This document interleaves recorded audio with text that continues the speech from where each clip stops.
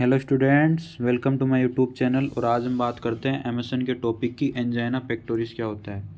तो हम देखते हैं इसमें एंजाइना पेक्टोरिस क्या होता है। एंजाइना पेक्टोरिस की डेफिनेशन देखते हैं। Angina pectoris is a clinical syndrome. ये एक क्लिनिकल सिंड्रोम होता है। इससे डायरेक्ट अपन पता नहीं लगा सकते कि एंजाइना पेक्टोरिस, ये क्लिनिकली रूप से पता लगता है इसका कि ये है एंजाइना पेक्टोरिस है। Usually characterize by the episodes और पैरोक्सिम्स ऑफ पेन और pressure in the anterior chest. इसके अंदर क्या होता है, पेन और प्रेशर क्रिएट होता है एंटीरियर चेस्ट के अंदर। एंजाइना पेक्टोरिस क्लिनिकल सिंड्रोम है जिसके अंदर पेन और प्रेशर क्रिएट होता है एंटीरियर चेस्ट में। एटियोलॉजी देखते हैं अपन, कारण क्या है इसका। कारण में देखते हैं insufficient coronary blood flow. Insufficient coronary blood flow होता है, यानी कि जो कोरोनरी आर्टरी है उसके अंदर क्या होता है, ब्लड फ्लो इनसफिशिएंट होता है। उसके रिजल्ट से क्या होता है, डिक्रीज हो जाती है O2 supply. O2 supply decrease हो जाती है when there is increased myocardial demand for O2 in response to physical exertion और इमोशनल स्ट्रेस। इमोशनल स्ट्रेस और फिजिकल एक्सर्शन में क्या होता है, मायोकार्डियल O2 डिमांड होती है, बढ़ जाती है। मायोकार्डियल O2 डिमांड जो है वो बढ़ जाती है। एटियोलॉजी में अपन को ध्यान रखना है, इनसफिशिएंट कोरोनरी ब्लड फ्लो होता है जिसके कारण क्या होता है, डिक्रीज हो जाती है O2 supply when there is increase myocardial demand in response to physical exertion और इमोशनल स्ट्रेस। कोई भी फिजिकल एक्सर्शन यानी कि फिजिकल एक्टिविटी की बात कर रहे हैं हम यहाँ पर। इसके बाद देखते हैं CAD इसका मेन केज है। एंजाइना पेक्टोरिस का मेन केज कौन सा है, मेन कारण यानी कि वो है CAD। टाइप्स ऑफ एंजाइना की बात करते हैं अपन। इसमें सबसे पहले देखते हैं स्टेबल एंजाइना क्या होता है। स्टेबल एंजाइना जो होता है वो प्रेडिक्टेबल होता है, प्रेडिक्ट कर सकते हैं इसको अपन। कंसिस्टेंट पेन रहता है इसके अंदर, that occur on the exertion and relieved by rest. इसके अंदर कंसिस्टेंट पेन होता है ऑन द एक्सर्शन। कोई भी फिजिकल एक्टिविटी कर रहे हैं तो उसके अंदर पेन होएगा कंसिस्टेंट, और जो रिलीव्ड उसको रिलीव्ड मिलेगा रेस्ट से। सेकेंड नंबर पर बात करते हैं अपन अनस्टेबल एंजाइना। अनस्टेबल एंजाइना में के अदर्स नेम्स भी होते हैं, प्री इन्फाक्शन एंजाइना और क्रिसेंडो एंजाइना में। वो very important crescendo angina is the most important not set question है। क्रिसेंडो एंजाइना क्या होता है।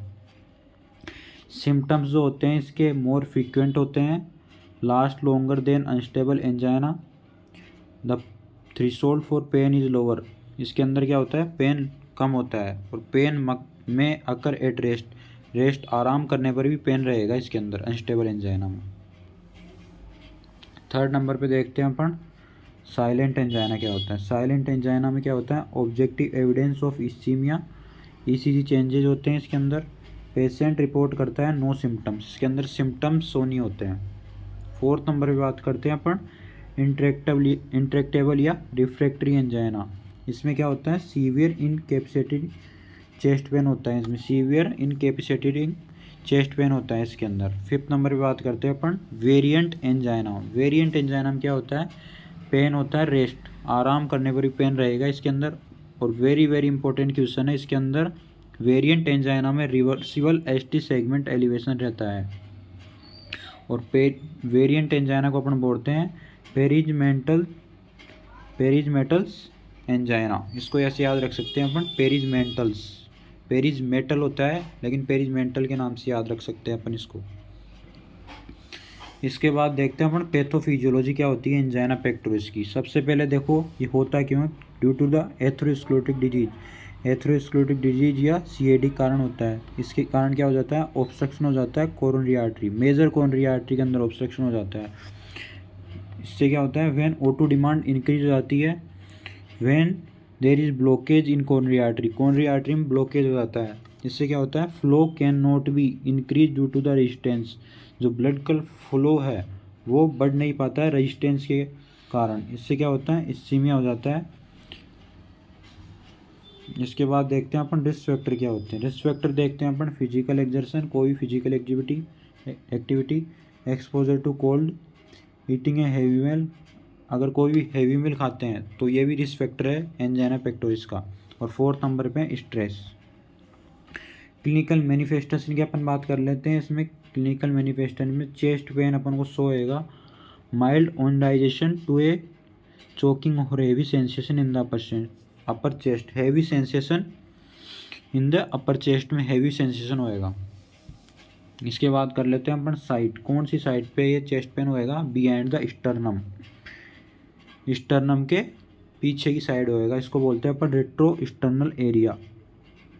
रेडिएशन में अपन बात कर लेते हैं, पेन और discomfort is poorly localized and may radiate to the neck, jaw, shoulder and inner aspect of the upper arms, usually at the left arm में रेडिएशन मिलेगा। वीकनेस और नमनेस हो जाएगी इन द आर्म्स, रिस्ट में, shortness of breath होएगी, पेलर skin होएगी, dyspnoea हो जाएगा, डिजीनेस हो जाएगा, लाइट हेडनेस होएगा, एंजाइटी होएगी, नोजिया होएगा और वॉमिटिंग्स होएगी इसमें। इसके बाद देखते हैं अपन इम्पोर्टेंट करेक्टरिस्टिक्स क्या होता है। Important characteristics of the angina is the pain, important characteristics है इसका पेन होता है, is relieved by the rest और नाइट्रोग्लिसरीन। नाइट्रोग्लिसरीन एक ड्रग होता है जिसके द्वारा एंजाइना पेक्टोरिस में ठीक होता है। डायग्नोस्टिक इवोल्यूशन की बात कर लेते हैं अपन। सबसे पहले अपन हिस्ट्री और फिजिकल एग्जामिनेशन लेंगे पेशेंट का। पेशेंट में go on the physical exercise और pharmacologic stress rest test monitor by the ECG, electrocardiogram और बोथ। पेशेंट की ईसीजी, इलेक्ट्रोकार्डियोग्राम और बोथ दोनों अपन को टेस्ट करवाने ही है। न्यूक्लियर स्कैन करवाते हैं अपन इसके अंदर, कार्डियक कैथेटराइजेशन करवाते हैं अपन, कोरोनरी आर्टरी एंजियोग्राफी करवाते हैं अपन डायग्नोस्टिक इवोल्यूशन में, और सी रिएक्टिव प्रोटीन टेस्ट करवाते हैं। यस करता है। सी रिएक्टिव प्रोटीन होता है क्या है, to assess inflammation of the arterial endothelium, जो आर्टेरियल एंडोथीलियम इन्फ्लामेशन होता है उससे असेस करती है सी रिएक्टिव प्रोटीन, टेस्ट होता है भी।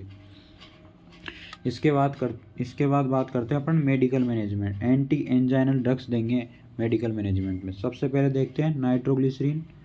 नाइट्रोग्लिसरीन में होता है नाइट्रोल, नाइट्रोस्टेट और नाइट्रोबेट। सेकेंड नंबर पे बात करते हैं बीटा एडर्जिक ब्लॉकिंग एजेंट देते हैं।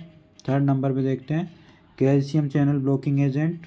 फोर्थ नंबर पे अपन बात करते हैं anti platelet medication. Fifth number पे अपन बात करते हैं एंटी कोगुलेट मेडिकेशन। और सिक्स नंबर पे अपन बात करते हैं O2 administration.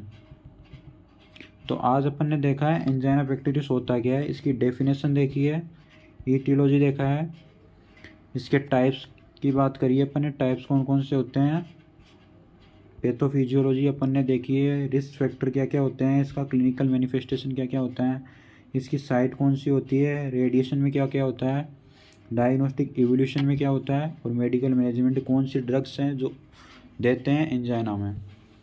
Thank you for watching. Please like share comment and subscribe my YouTube channel. Thank you.